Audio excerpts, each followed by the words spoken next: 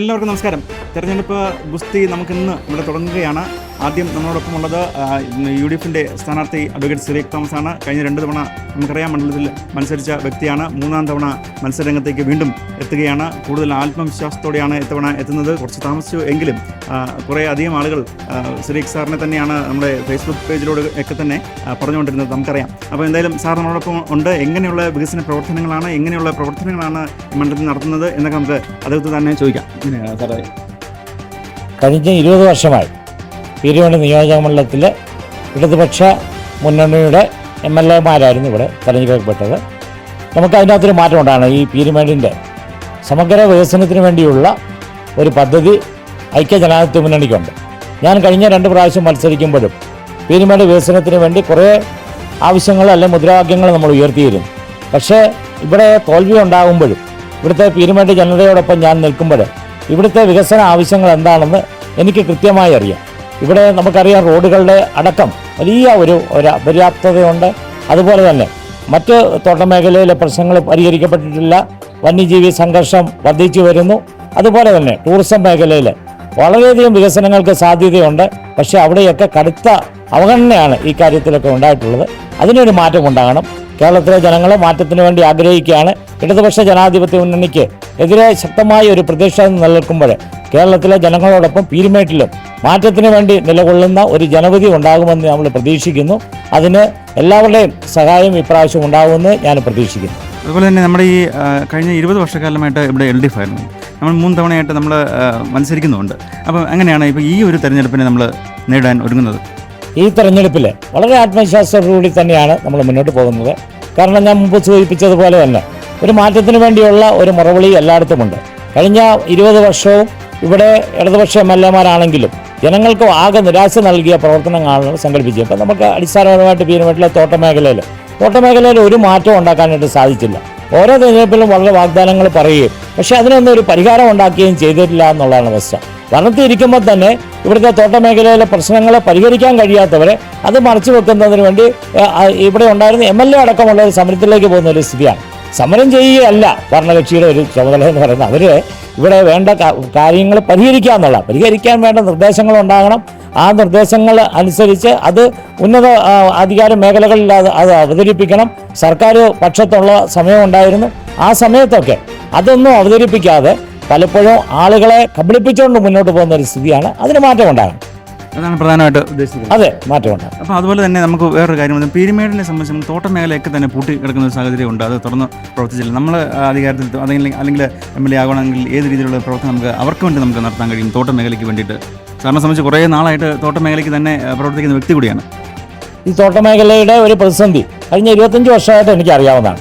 ഞാൻ ഏതാണ്ട് 23 വർഷമായി ഞാൻ ഹൈറേഞ്ച് പ്ലാന്റേഷൻ എംപ്ലോയീസ് യൂണിയൻ്റെ പ്രസിഡൻ്റാണ്. അപ്പം ഞാൻ വളരെ നാളുകളായിട്ട് തോട്ടമേഖലയിലെ പ്രശ്നങ്ങൾ തൊഴിലാളികളോടൊപ്പം നിന്നുകൊണ്ട് അത് അഭിമുഖീകരിക്കുന്ന ഒരാളാണ്. അപ്പം പലപ്പോഴും തോട്ടങ്ങൾ അടഞ്ഞു പോയി. ചില തോട്ടങ്ങളൊക്കെ ഈ കാലയളവിൽ അടഞ്ഞു പോയത് ചർച്ചകളുടെ മുഖാന്തരം ചിലതൊക്കെ തുറന്നിട്ടുമുണ്ട്. പക്ഷേ പീരുമേട്ടിലെ തോട്ടമേഖല രണ്ടായിട്ട് വീതിക്കും. നമുക്കറിയാം അടഞ്ഞു കിടക്കുന്ന തോട്ടങ്ങളുണ്ട്. അവിടെ ഒരു പുനരുദ്ധാരണം എന്ന് പറയുന്നത് ഇതുവരെ അതിന് സാധ്യമായിട്ടുള്ള ഒരു കാര്യങ്ങളും ചെയ്തിട്ടില്ല എന്നുള്ളതാണ്.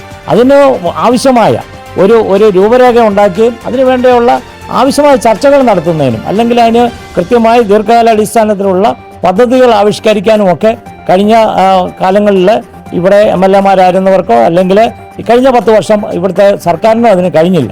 നമുക്കറിയാം ആദ്യമൊക്കെ ആശ്വാസ പ്രവർത്തനങ്ങൾ ഐക്യജനാധിപത്യ മുന്നണി ഉണ്ടായിരുന്നപ്പോൾ സൗജന്യ റേഷനും അതുപോലെ തന്നെ നമ്മൾ മറ്റു പല കാര്യങ്ങളും നമ്മൾ കൊടുത്തു. ഒത്തിരി കുട്ടികൾക്ക് യൂണിഫോം അടക്കമുള്ള കാര്യങ്ങൾ റിലീഫ് ഫണ്ട് കമ്മിറ്റികളിലൂടെയൊക്കെ കൊടുത്തു.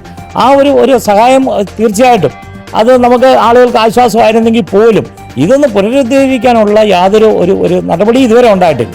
അതുപോലെ തന്നെ നടക്കുന്ന തോട്ടങ്ങൾ ചിലതൊക്കെ നല്ല രീതിയിൽ നടത്തുന്നുണ്ട്. മറ്റു തോട്ടങ്ങൾ അവിടെ തൊഴിലാളികൾക്ക് ശമ്പളം കിട്ടിയിട്ടില്ല, ഗ്രാറ്റുവിറ്റി കിട്ടിയിട്ടില്ല, അവർക്ക് റോഡ് ഫണ്ട് അടയ്ക്കാനുണ്ട്. ഈ കാര്യങ്ങളൊക്കെ മാനേജ്മെൻറ്റ് കാണിക്കുന്ന ഒരു അനിതാവത അവിടെ മാനേജ്മെൻറ്റിനെ വിളിച്ച് വരുത്തി അതിന് വേണ്ട പരിഹാരം ഉണ്ടാക്കുവാനായിട്ട് ഗവൺമെൻറ്റിന് അത് ബാധ്യതയുണ്ട്. അതുപോലെ തന്നെ ഇവിടെ ജയിച്ചു വന്ന ജനപ്രതിനിധികൾക്കുണ്ട്. അവരൊക്കെ അതൊക്കെ മറന്നുകൊണ്ട് പലപ്പോഴും സമരത്തിനും അല്ലെങ്കിൽ ജനങ്ങളെ കബളിപ്പിക്കുന്ന പ്രഹസനങ്ങൾ നടത്താനാണ് പലപ്പോഴും അവർ തയ്യാറായിട്ടുള്ളത്. അതിനൊരു മാറ്റം ഉണ്ടാകണം. ജനങ്ങളോടൊപ്പം നിന്നുകൊണ്ട് ഇതിന് പരിഹാരത്തിന് വേണ്ടി നമുക്ക് പരിശ്രമിക്കണം. അതിനുവേണ്ടിയാണ് ഞാൻ ശ്രമിക്കുന്നത്. അപ്പോൾ എന്തായാലും മറ്റൊരു കാര്യം കൂടി, നമുക്ക് എന്തായാലും ഈ കഴിഞ്ഞ തദ്ദേശ തെരഞ്ഞെടുപ്പിൽ UDF വലിയൊരു വിജയം തന്നെ നമുക്ക് പീരുമേട് മണ്ഡലത്തിൽ തന്നെ ഉണ്ടായിട്ടുണ്ട്. അപ്പം അതിനെക്കുറിച്ചും കൂടെ, അപ്പം ആ ഒരു വിജയം നമ്മളിലേക്ക് എത്തുമോ, എങ്ങനെയാണ് ഉദ്ദേശിക്കുന്നത്?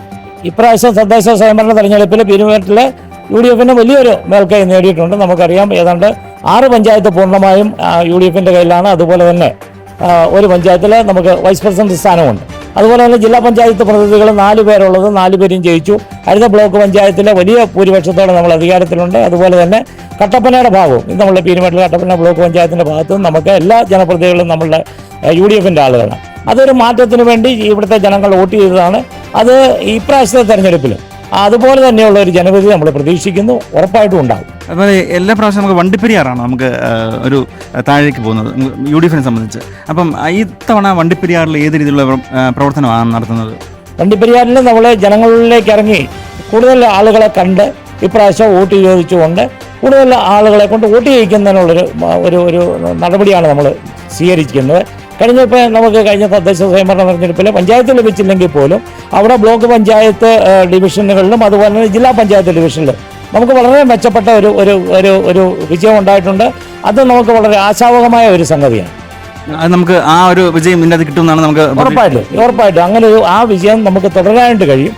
തീർച്ചയായിട്ടും ഞങ്ങൾ പ്രവർത്തകരൊക്കെ വളരെ ആത്മാർത്ഥതയോടെ പ്രവർത്തിച്ച് ഇപ്രാവശ്യം നമുക്കൊരു മാറ്റമുണ്ടാകും. അപ്പോൾ എന്തായാലും വേറെ സംഭവം എന്തെങ്കിലും കുറച്ച് താമസിച്ചിട്ടുണ്ടല്ലോ. ഇപ്പോൾ നമുക്ക് സ്ഥാനാർത്ഥി പ്രഖ്യാപനം ഉൾപ്പെടെ നടത്താൻ താമസിച്ചിട്ടുണ്ട്. അപ്പോൾ നമുക്ക് മണ്ഡലത്തിൽ ഓടിയെത്താനായിട്ട് എങ്ങനെയാണ്, ഏത് രീതിയിലുള്ള പ്രവർത്തനമാണ് നടത്താനായിട്ട് നോക്കുന്നത്? ഞാൻ കഴിഞ്ഞ 25 വർഷമായിട്ട് ഈ മണ്ഡലത്തിൽ ഉള്ള ആളാണ്. എൻ്റെ പിതാവിൻ്റെ ആ ഒരു പാരമ്പര്യവും ഉണ്ട്.